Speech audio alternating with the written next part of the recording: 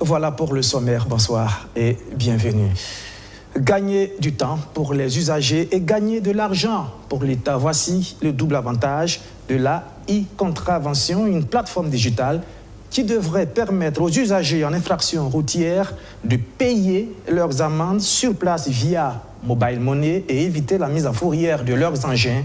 Une occasion aussi de minimiser les cas de corruption.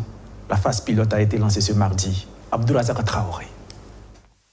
Le chef de l'État l'avait annoncé et c'est désormais une réalité depuis ce matin.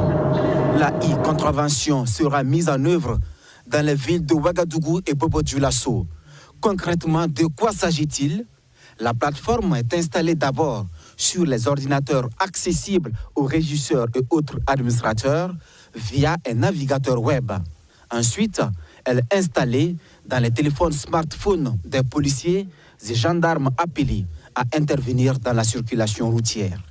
Après constatation d'une infraction commise par un usager, tous les renseignements sont intégrés dans l'application par l'agent et l'outil génère automatiquement un code de paiement Orange Money au profit de l'auteur de l'infraction.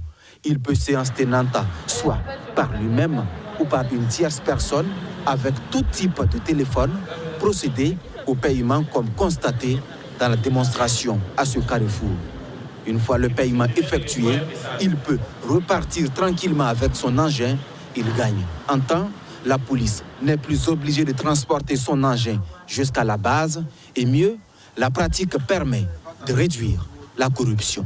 Généralement, une partie, en tout cas des contrevenants, parfois passe par la voie de la corruption parce qu'ils ne veulent pas que leur engin soit transporté dans les commissariats, ou bien qu'ils ne veulent pas perdre du temps à venir notre jour, à trouver un moyen de transport pour passer au commissariat et payer la contravention. Donc nous pensons que ça va beaucoup atténuer. Parce que parfois les gens même veulent payer la contravention sur place, mais le dispositif ne permettait pas cela. Donc si déjà cette bonne partie des contrevenants acceptent que leur engin accepte payer sur place, nous pensons qu'une partie déjà de la corruption va prendre fin.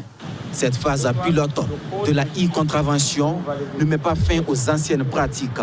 La méthode classique demeure en attendant une généralisation de la mesure à tout le pays.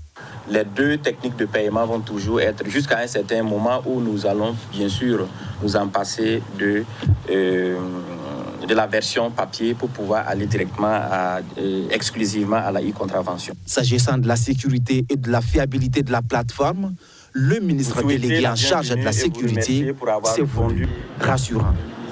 L'idée est burkinabé, le logiciel a été conçu par des burkinabés et les téléphones, comme il a dit, c'est des téléphones burkinabés.